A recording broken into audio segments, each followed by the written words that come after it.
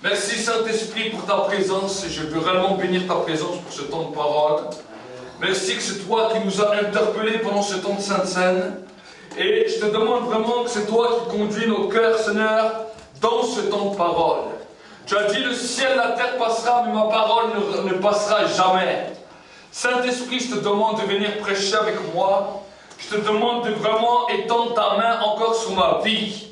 Que ton onction maintenant puisse s'étendre maintenant et que ta grâce puisse se manifester. Seigneur, je m'humilie maintenant devant toi et je te demande vraiment ta présence. Merci que tu accompagnes cette parole par des signes, des prodiges et des miracles. Nous voulons réellement te bénir et t'exalter, que c'est toi qui captives chaque cœur à ta parole et qui communique une passion. Seigneur, je déclare le temps de la passion pour ta parole à chaque frère, chaque sœur, chaque personne qui va regarder cette vidéo, et je déclare vraiment ta présence au nom de Jésus. Amen. Amen. J'aimerais vous encourager à ouvrir votre Bible dans les livres des Actes des Apôtres, et nous allons voir ensemble ce que la parole de Dieu déclare. Actes des Apôtres, chapitre 1er.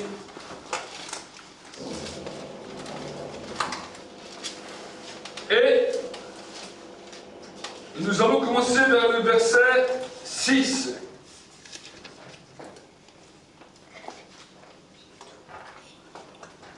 Déjà, nous pouvons commencer par le verset 4.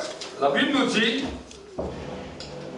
comme il se trouvait avec eux, il leur recommanda de ne pas s'éloigner de Jérusalem, mais d'attendre la promesse du Père, dont leur dit-il, vous m'avez entendu parler.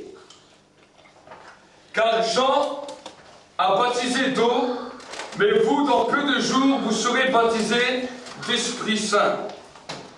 Et donc réunis demandèrent, Seigneur, est-ce en ce temps que tu rétablis le royaume de Dieu, le royaume pour Israël? Il leur répondit, ce n'est pas à vous de connaître les temps ou les moments que le Père a fixés de sa propre autorité. Mais vous recevrez une puissance, celle du Saint-Esprit survenant sur vous, et vous serez mes témoins à Jérusalem, dans toute la Judée, dans la Samarie et jusqu'aux extrémités de la terre. Après leur avoir dit cela, il fut élevé pendant qu'ils regardaient, et une nuée le déroba à leurs yeux. Et comme ils avaient le regard fixé vers le ciel pendant qu'ils s'en est allés, voici que deux hommes en vêtements blancs se présentèrent à eux, et dirent, vous Galiléens, pourquoi vous arrêtez-vous à regarder le ciel? Ce Jésus qui a été enlevé au ciel, du milieu de vous, reviendra de la même manière dont vous l'avez vu aller au ciel. Alors ils retournèrent à Jérusalem depuis le mont des Oliviers, qui est près de Jérusalem à la distance d'un chemin de sabbat. Quand ils furent rentrés, ils montèrent dans la chambre haute où ils se tenaient d'ordinaire. C'était Pierre, Jean, Jacques et André, Philippe et Thomas, Barthélemy et Matthieu, Jacques, fils d'Alphée, Simon le Zélote et Jude, fils de Jacques, tous d'un commun accord persévéraient dans la prière avec les femmes, avec Marie, mère de Jésus, et avec ses frères. Amen. Voyons une histoire merveilleuse. Et vu que nous avons eu jeudi la fête de l'Ascension, nous devons comprendre ce que l'Ascension, ce qui en était exactement de cette histoire. Amen. Ce n'est pas simplement une fête où nous ne travaillons pas, ou une fête où nous sommes restés à la maison, mais l'Ascension était quelque chose d'exceptionnel dans lequel la Bible nous dit que Jésus est monté au ciel au vu de ses disciples. Amen. Et la Bible nous dit qu'avant que Jésus montait au ciel, il leur a encore donné des recommandations. Et la Bible nous dit que quand il leur a fini les recommandations, quand Jésus est ressuscité, il est resté encore 40 jours avec ses disciples, dans lesquels il leur a donné des recommandations de tout genre par rapport à l'Église. Et la Bible nous dit qu'à un moment donné, il leur donne encore d'autres recommandations.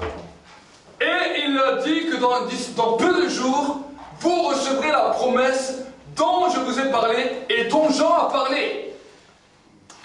Et la Bible nous dit que quand il continue à leur dire, à un moment donné, regardez ce que la Bible nous dit, il leur dit que vous serez mes témoins à Jérusalem, en Judée, et dans toute la Samarie, et jusqu'aux extrémités de la terre. La Bible ne nous dit même pas que Jésus leur a dit au revoir. Mais la Bible nous dit, il leur a donné la parole clé, qu'ils allaient devenir des témoins quand le Saint-Esprit viendrait. Et la Bible nous dit que quand il finit de parler, quand il lui a achevé de parler, quand il lui dit cela, dans le verset 9, il fut enlevé pendant qu'il le regardait. Et la Bible nous dit, de la manière où il fut enlevé, une nuée apparut et le déroba sous les yeux. Amen. Pourquoi la Bible nous précise cela? Parce que la nuée qui a conduit les enfants d'Israël, alors qu'ils étaient dans le désert, la nuée que le peuple d'Israël suivait, cette même nuée qui est le Saint-Esprit est venue à ce moment et il a dit à Jésus, tu leur as dit ce qu'ils devaient savoir, maintenant tu peux disparaître. Amen. Et la Bible nous dit que Jésus est monté au ciel. Il s'est assis à la droite du Père pour entrer dans une dimension où il va commencer à régner. Amen. Il avait tout accompli sur terre. Il avait tout dit. Et la Bible nous dit qu'une des premières paroles que non seulement le Seigneur a dit, puis qu'il fut dérobé par la nuée et par le Saint-Esprit, mais ensuite une deuxième parole. Regardez ce qu'il nous dit.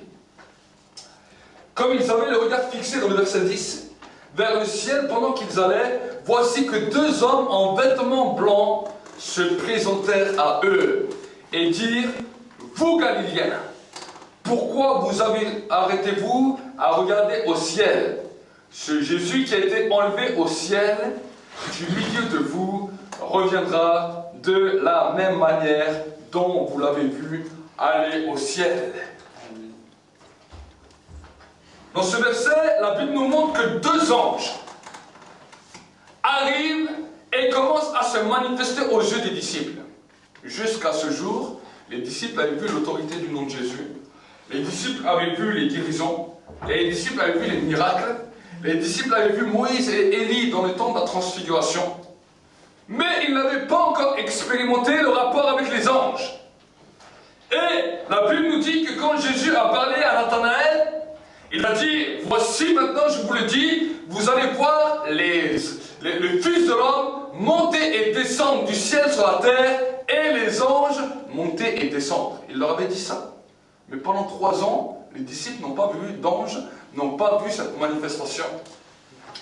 Et la Bible nous dit que maintenant, la parole que Jésus a dit à Nathanaël se réalise. Vous allez voir le Fils de l'homme monter du ciel, et les anges monter et descendre. Et là, à ce moment-là, les disciples commencent à comprendre que ce que le Maître leur a dit est en train de se réaliser sous leurs yeux.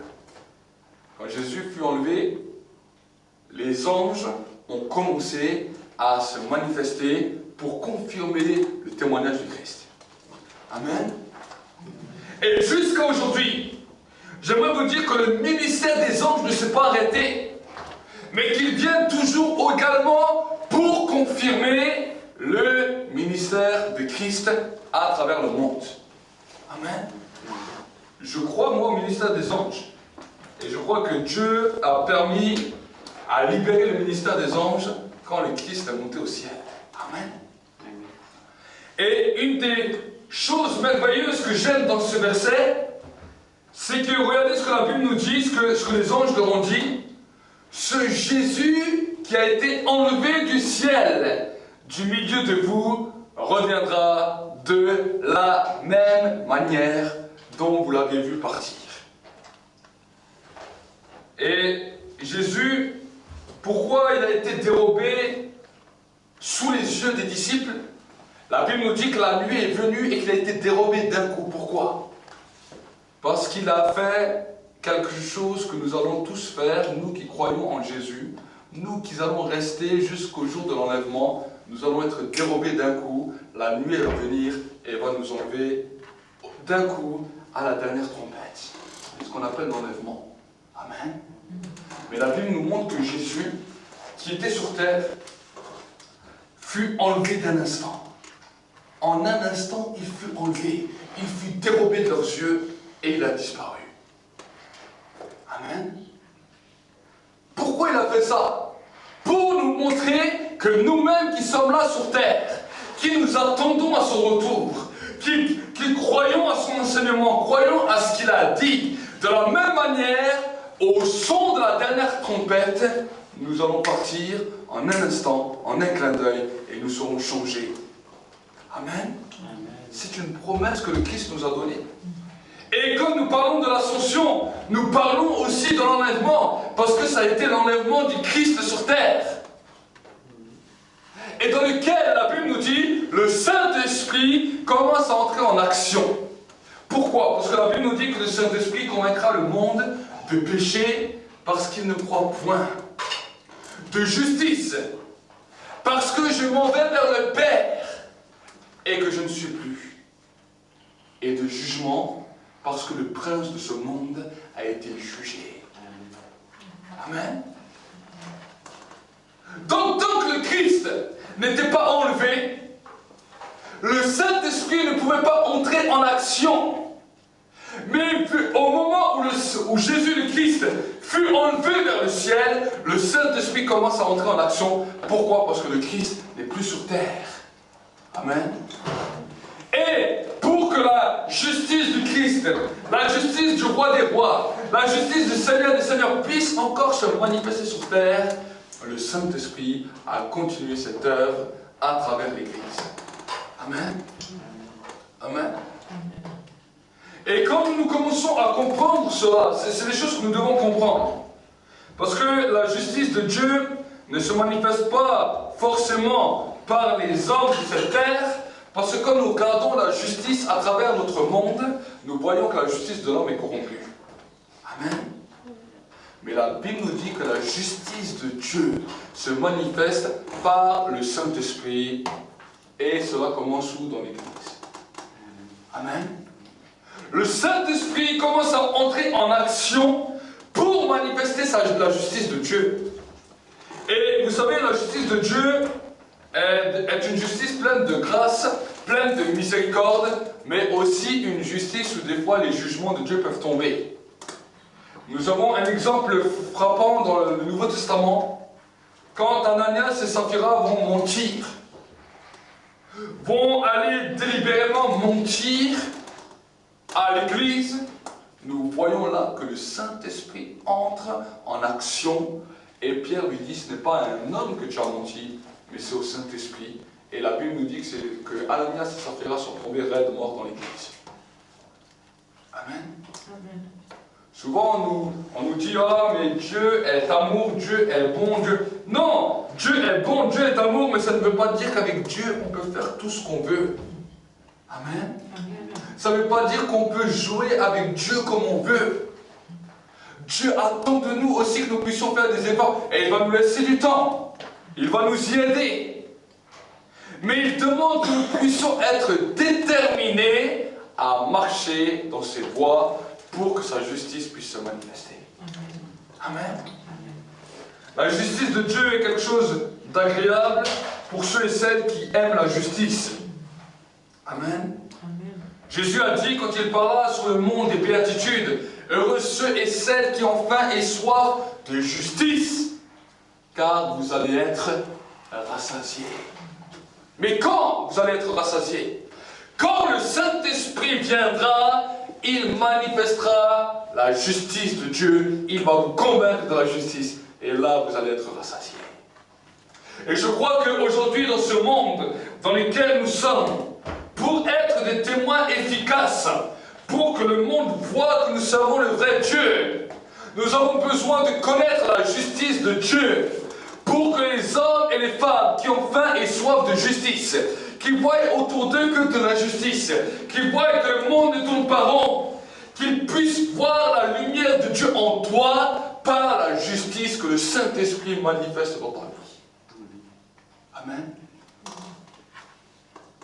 Et vous savez, quand cela se produit, c'est merveilleux, parce que les hommes, les femmes du monde, non seulement sont convaincus qu'ils sont pécheurs, qu'ils ont besoin de se repentir, mais deuxièmement, ils sont convaincus qu'il y a une justice réelle qui existe. Amen. La justice de l'homme a été corrompue, mais la justice de Dieu est une justice éternelle qui nous nourrit et qui nous rassasie. Amen. Et la Bible nous dit que le Saint-Esprit nous convaincra aussi de jugement. Pourquoi? Parce que le prince de ce monde, celui qu'on appelle Satan, celui qu'on appelle Lucifer, celui qui a essayé de corrompre l'humain, dès le commencement, la Bible nous dit, a été jugé et a été déclaré coupable.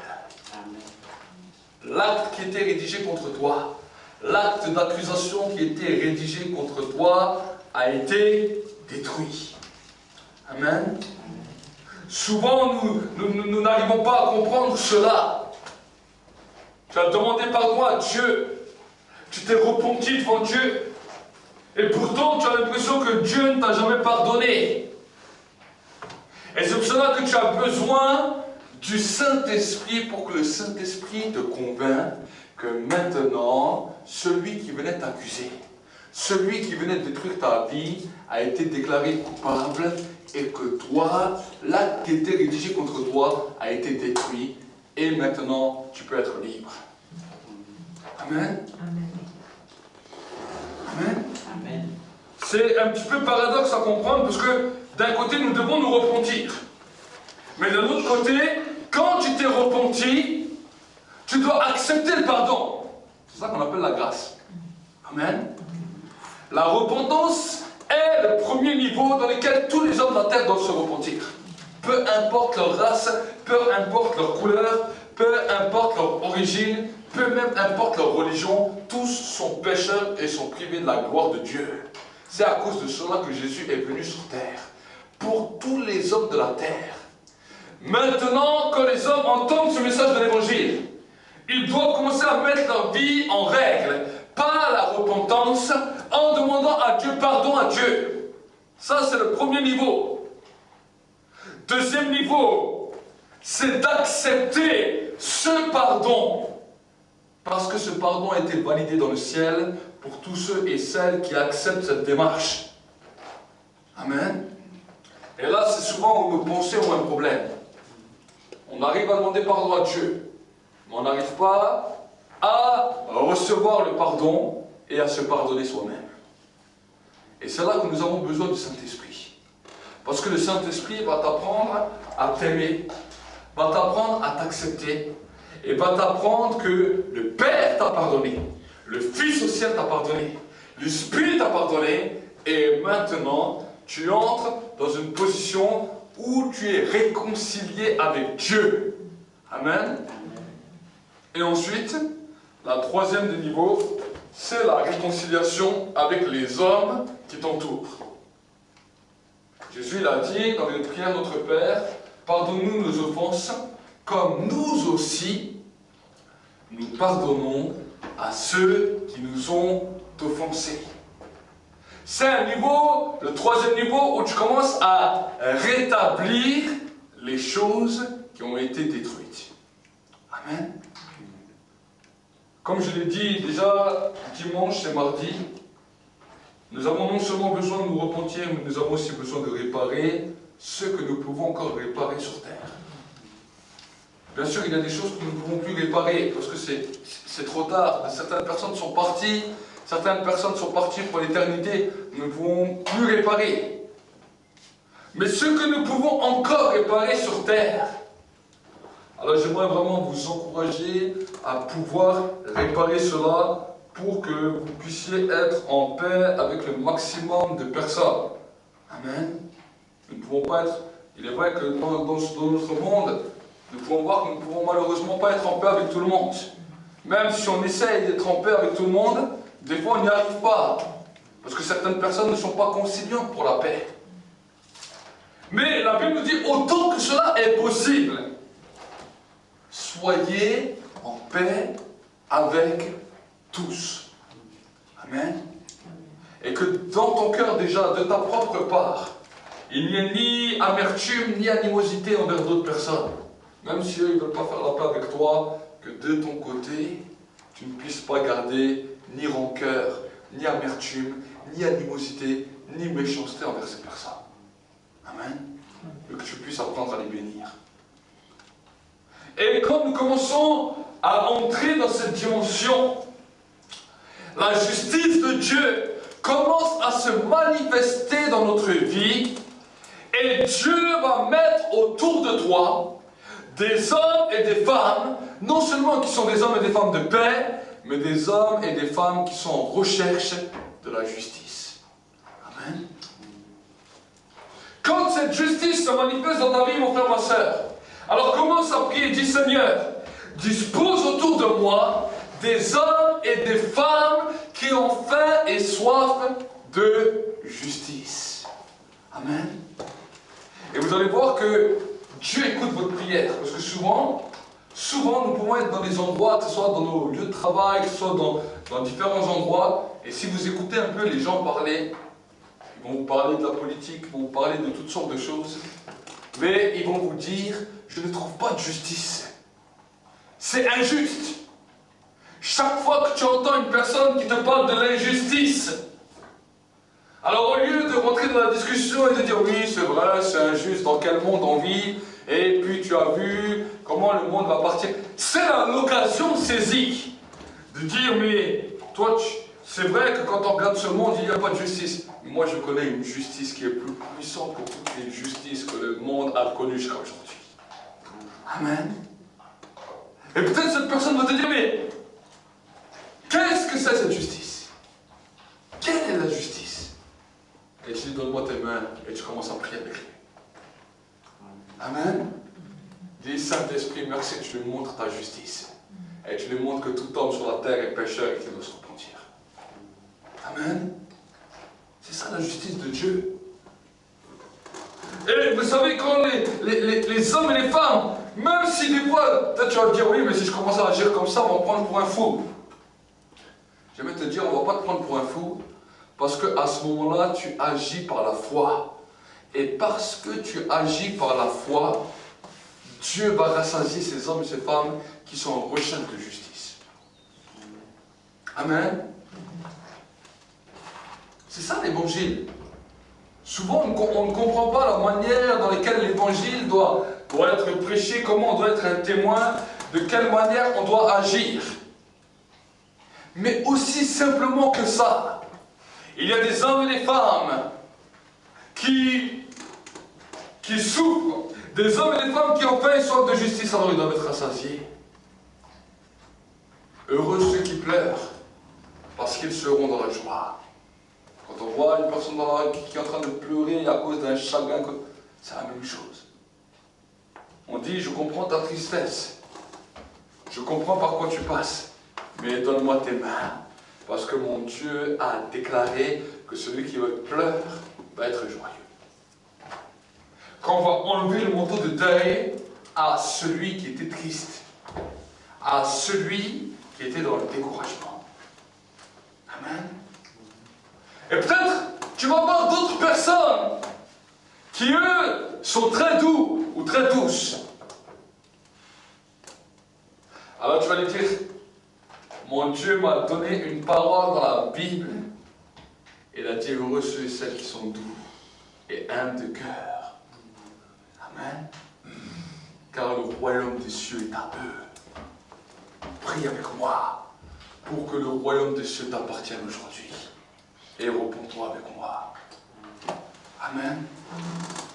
Dieu a donné des promesses pour tout genre de personnes, pour tout genre de caractère, pour tout genre de personnalité. Et avec les différentes personnalités qu'on va rencontrer tout au long de nos vies, nous n'allons pas agir de la même manière avec tous. Parce que chacun va agir d'une manière différente, chacun va raisonner d'une manière différente, mais le Christ a un même message pour tous, Et pour chacun, il leur donne une dimension du royaume de Dieu par rapport à sa personnalité. Amen. Et quand nous commençons à comprendre ça, c'est là où nous commençons à grandir en tant que témoins. Amen. Amen. Amen. Et vous allez voir que souvent, moi-même, j'ai pu l'expérimenter. J'ai parlé des fois avec tout genre de personnes. J'ai parlé avec des pauvres, j'ai parlé avec des riches, j'ai parlé avec des gens importants, des gens moins importants. Et j'ai pu voir que dans toutes les personnes, Dieu agissait, mais Dieu n'agissait pas de la même manière avec tous. Amen. Ce n'était pas forcément toujours la même approche du message qui allait être donné. Mais le résultat final était toujours le même. Amen. Cela poussait les gens à pouvoir se repentir devant Dieu. Amen. Et si nous continuons à comprendre cela, nous allons comprendre ce que c'est la passion. Souvent, nous sommes démotivés, nous sommes même plus passionnés, mais Dieu veut que nous soyons embrasés et passionnés. Amen. Amen. L'évangile, le mystère de l'évangile est une passion. Amen. Jésus a dit, le zèle de ta parole, voilà ce qui me dévore. Voilà ce qui remplit mon âme. Voilà ce qui commence à me passionner. Il y a certaines personnes qui sont passionnées pour le foot, d'autres sont passionnées pour le vélo, d'autres sont passionnés par différents sports, mais nous sommes passionnés pour le royaume de Dieu. Amen. Amen. Nous pouvons aussi avoir d'autres passions, nous pouvons aussi avoir d'autres désirs, mais la plus grande des passions qui nous anime, c'est la passion du royaume de Dieu. Amen.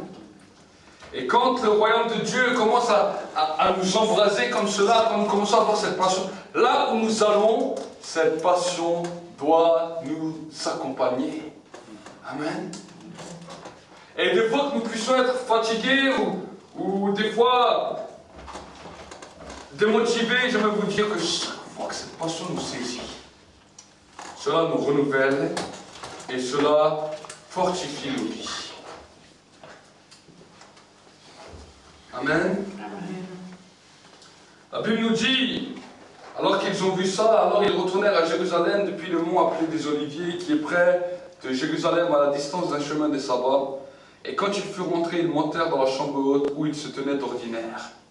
Dans le verset 14, il nous dit, tous d'un commun accord persévéraient dans la prière. Amen. Et voilà ce qui a été une des motivations de l'Église primitive. Que tous, d'un commun accord, persévéraient dans la prière. Peut-être dans ce groupe de gens qui étaient là, il leur arrivait peut-être d'être découragés, il leur arrivait peut-être à certains d'être désespérés, mais vu qu'ils décidaient, jour après jour ou semaine après semaine, de pouvoir se réunir ensemble, la foi des uns boostait ceux et celles qui étaient des fois découragés et désespérés. Amen. Et c'est pour cela qu'en tant qu'Église, qu'en tant qu'assemblée locale, nous nous réunissons semaine après semaine, mois après mois, année après année, pour que peut-être là où tu étais découragé ou désespéré, la foi des uns et des autres puisse commencer à te motiver, puisse commencer à te booster, et que si même peut-être demain c'est une autre personne, toi aussi tu puisses encourager d'autres. Amen. C'est ça le but de l'Église. Souvent, on se dit, ouais, mais le but de l'Église sert à quoi? À quoi sert? Certains m'ont dit, à quoi sert-il d'aller dans un lieu pour prier? Je peux prier à la maison. C'est vrai, tu peux prier à la maison. Mais quand on se réunit ensemble, ça a un but. C'est un but de pouvoir nous fortifier ensemble dans notre foi et de pouvoir aller ensemble, grandir ensemble et comprendre ensemble ce que Dieu dit. Amen. Et dans cette dimension, nous allons impacter ensemble des hommes et des femmes qui sont autour de nous, et l'union va faire la force. Nous avons tous un même but, nous avons tous une même destinée. La Bible nous dit tous que nous sommes un seul corps et que nous avons reçu un seul esprit, le Saint-Esprit. Amen. Et le trait d'union, ce qui va nous lier, c'est l'amour du Christ et la passion du Christ qui va nous lier et qui va nous rendre forts pour qu'ensemble, nous puissions traverser l'espace-temps qui nous reste encore à vivre sur terre. Amen. Amen. Les croyants de tout temps ont persévéré de cette manière, ont persévéré malgré la persécution, malgré les menaces, malgré toutes sortes de choses que l'ennemi voulait faire pour détruire les croyants les nouveaux. Mais nous voyons que 2000 ans après, il y a toujours des croyants qui sont là et le nombre des croyants ne cesse d'augmenter. Amen. Le nombre de ceux qui se repentent, le nombre de ceux qui se convertissent à travers toutes les nations du monde est en pleine croissance et en pleine évolution. Amen. Amen. Et je crois que la France n'est pas laissée pour compte, mais que dans notre nation de France aussi, des hommes et des femmes vont se convertir, vont se tourner à Dieu en masse et en multitude. Amen. Amen. Les choses que nous entendons dans différents pays, dans les pays africains, dans les pays asiatiques, dans les pays latinos, dans les pays du Maghreb, dans les pays arabes, dans tous les pays du monde, des réveils puissants sont en train de bouleverser les nations. Amen. Les hommes, les femmes se convertissent en masse, se repentent en masse. La manifestation de la gloire de Dieu se manifeste en masse. Et je crois que dans notre nation de France, dans notre nation d'Europe, la même chose est sur le point de se produire et va réveiller et bouleverser les nations de la terre. Amen. Amen. Je crois à cela. Je crois à cela. Mais Dieu a des règles pour que son témoignage puisse se manifester et se répandre toujours plus aux extrémités de la terre. Amen. Et ces simples règles que nous avons vues ensemble, nous ne devons jamais les oublier. Parce que c'est dans ces règles que nous allons commencer à évoluer. C'est dans ces règles que l'église primitive a commencé à évoluer. Vous voyez, regardez, l'église primitive n'était pas nombreux. La Bible nous dit qu'ils étaient 120. 120 personnes. Sur toute la surface du monde, qu'est-ce que c'était 120 personnes? Du monde entier, Jésus est venu, il a laissé ce message à 120 personnes qui ont décidé de s'encourager, qui ont décidé de continuer à prier ensemble, qui ont décidé d'un commun accord de persévérer dans la fraction du pain, dans la Sainte Seine, qui ont décidé de persévérer dans la prière. Et la Bible nous dit qu'à un moment donné, ces 120 personnes, en une journée, sont multipliées à 3000. Une journée. Et ces 3000 aujourd'hui ont créé des millions de croyants. Amen. Mais il y avait toujours un départ. Quand j'ai lu les histoires des réveils, quand j'ai lu un petit peu les histoires du réveil d'Azusa Street, ils étaient un petit groupe. Mais ils ont décidé de prier. Et ils ont décidé de s'humilier devant Dieu, de se repentir.